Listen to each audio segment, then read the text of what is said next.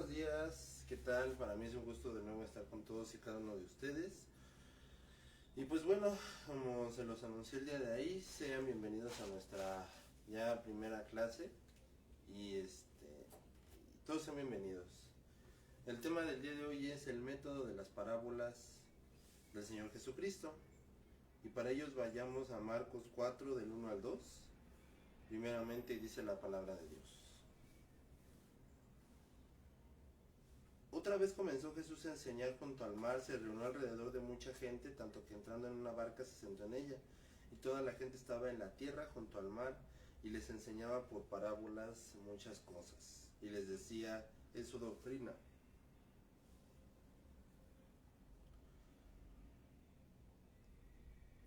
Cuando estuvo solo, los que estaban cerca de él con los 12 le preguntaban sobre la parábola, y les dijo: a ustedes les es dado saber el misterio del reino de Dios, mas a los que están fuera por parábolas, todas son todas las cosas.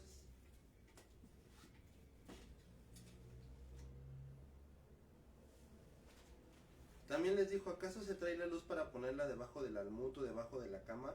No es para ponerla en el candelero, porque no hay nada oculto que no haya de ser manifestado, ni escondido que no haya de salir a la luz.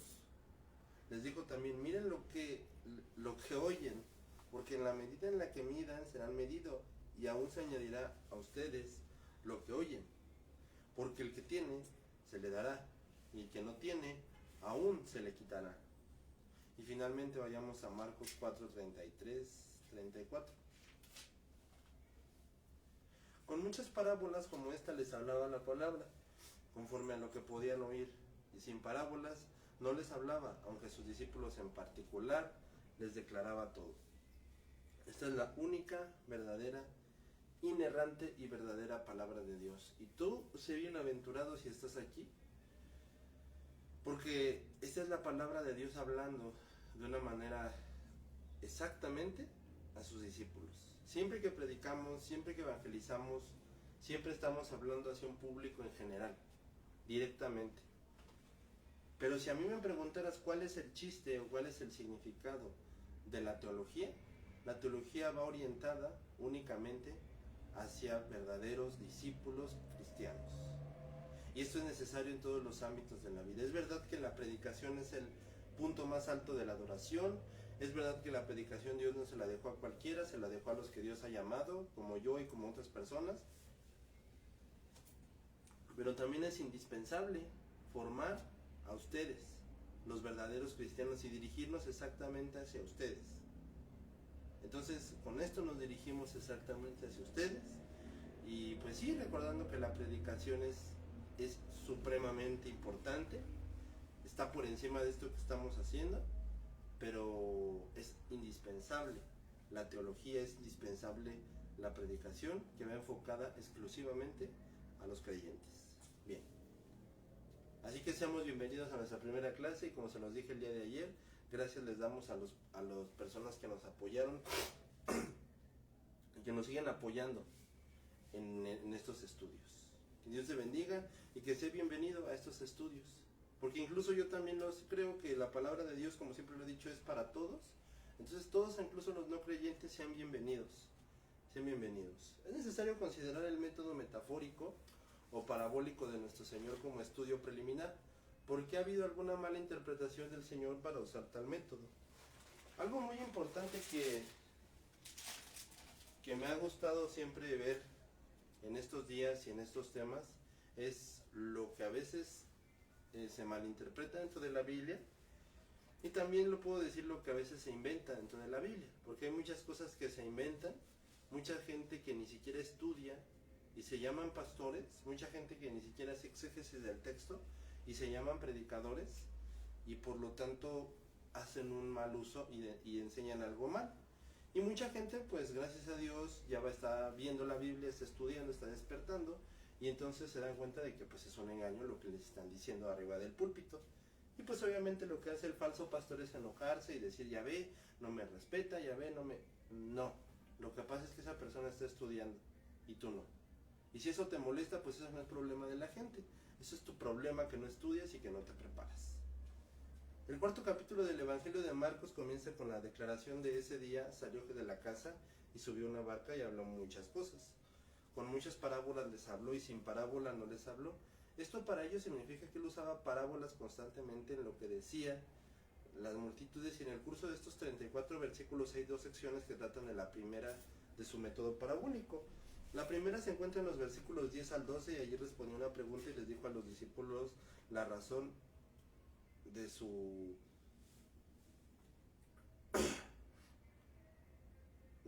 método. La segunda sección está en los versículos 21 al 25. Y de nuevo una explicación en su método. En el primer párrafo no tenemos una explicación completa de nuestro Señor y esta sección exige al segundo párrafo.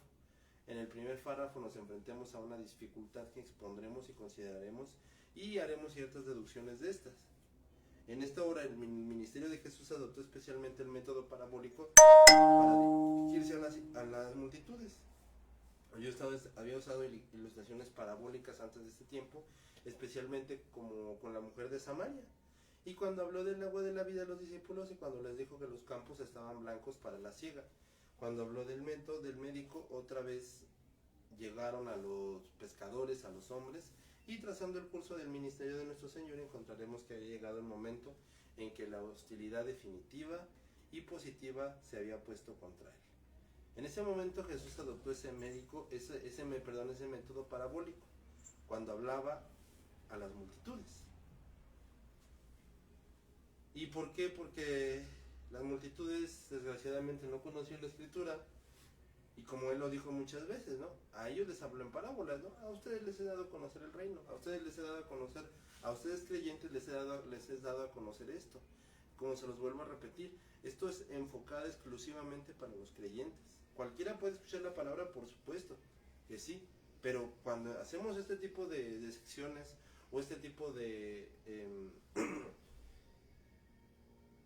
educación o de enseñanza, esto sí va mostrado únicamente para creyentes. Es como por ejemplo yo y otros hermanos tomamos clases de predicación expositiva, tomamos clases de predicación, de cómo predicar, de cómo en un instituto de predicación.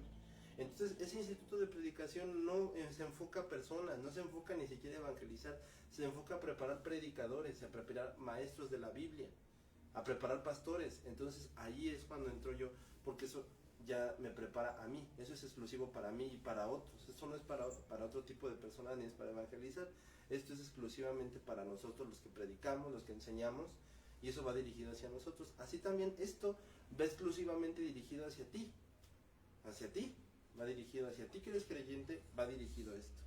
Eso es exactamente para los discípulos. En ese momento Jesús adoptó este método parabólico cuando hablaba a las multitudes. Y cuando la dureza de su corazón lo hizo enojar, entonces de una forma muy definida comenzó a usar parábolas. Entonces su ira es el resultado de la gracia, en presencia de la actitud de ellos. La verdad aquí se encuentra en los versículos 10 al 12, y mucho se ha dicho al respecto de que ha habido diferentes interpretaciones. Sin embargo, la primera impresión que se hace en la mente cuando se leen los versículos, ha habido dos métodos para hacer frente a esta dificultad. La primera es que una verdad debe de ser aceptada, aunque no comprendida. Y algunos maestros expositores de la Biblia opinan que nuestro Señor adoptó deliberadamente el método para que la gente no viera ni entendiera ni fuera perdonada. La verdad, este método es completamente fuera de lugar cuando lo examinamos a fondo. Y el segundo método para tratar con este pasaje es que la declaración no es verdadera, que él nunca la dijo y por lo tanto el pasaje no es digno de confianza. Este segundo método es imposible de creer para aquellos que sostienen que el registro es verdadero, y por lo tanto es completamente absurdo para nosotros. Sin embargo, lo que la Biblia nos enseña es que Dios, continuamente, el Señor Jesucristo, continuamente todas las cosas que Él hacía, nos dejaba ver que había un propósito detrás de todo lo que Él hacía. Entonces, cuando Él se encontraba con personas necias, Él no discutía. Él no hace lo que hacen los apologistas de hoy en día, los apologistas de la fe de internet, que te reto un debate y que vamos a pelear y que te voy a demostrar que mi Dios es más poderoso que tu Virgen.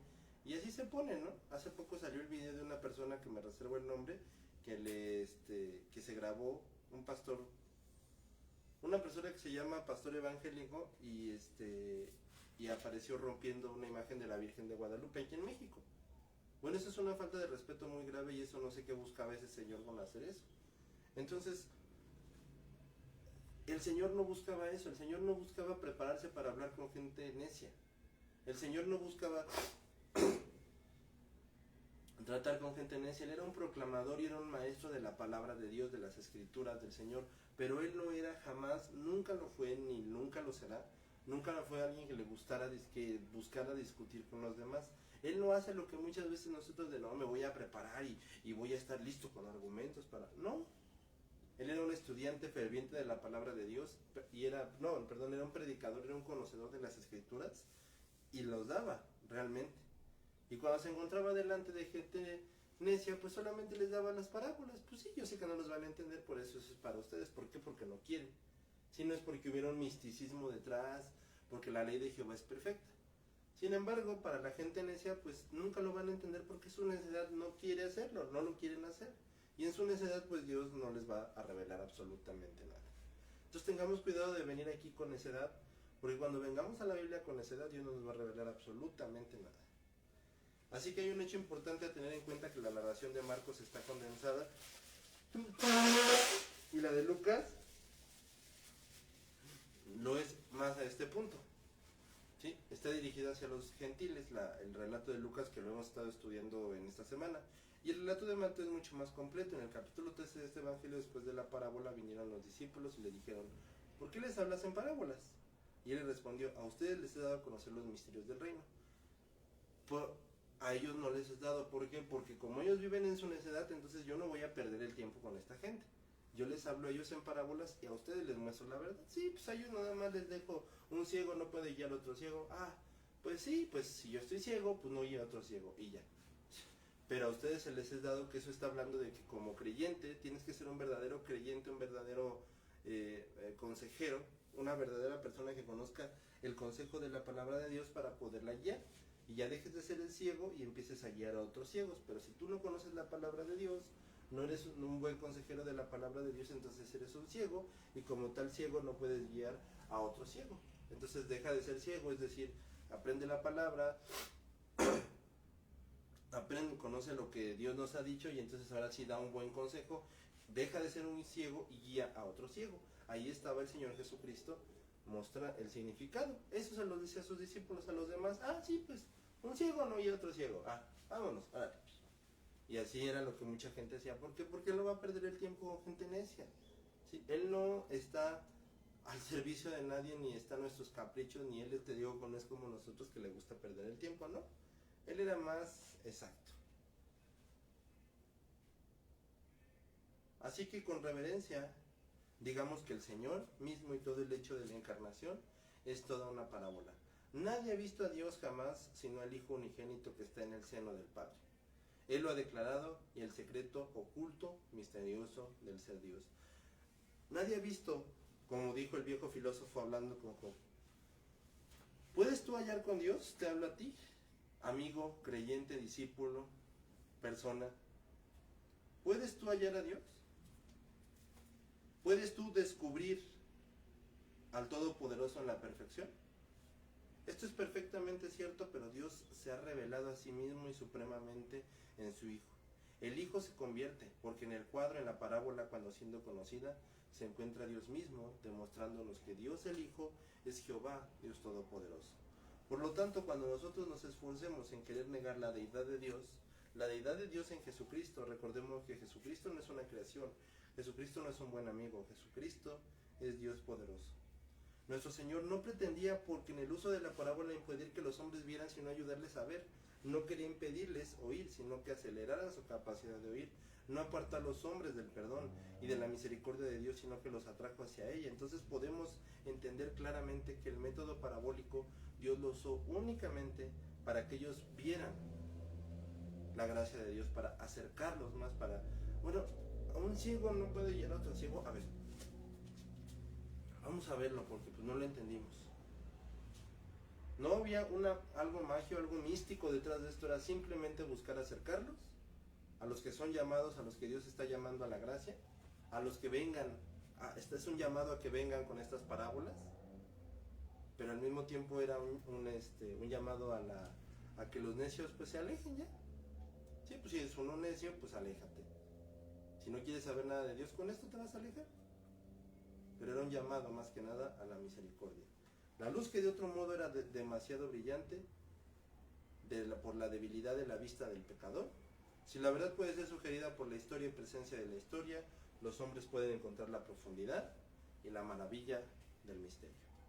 Y bueno, mis amados hermanos, con esto llegamos a la conclusión de nuestra clase del día de hoy. Bastante rápida, yo creo, y con esto damos inicio a nuestras clases, dándole la gloria y la honra a Dios, y recordándote que lo más importante con todo esto es que tú glorifiques a Dios día a día, y que entiendas que si Jesucristo no es el Salvador de tu vida, de nada servirá lo mucho que hagas, lo mucho que conozcas. Hay mucha gente poniendo en burla y poniendo en vergüenza el nombre de la santa teología de Dios, porque dicen tanto que sabe y no lo pone en práctica. Posiblemente es que esa persona ni cristiana sea.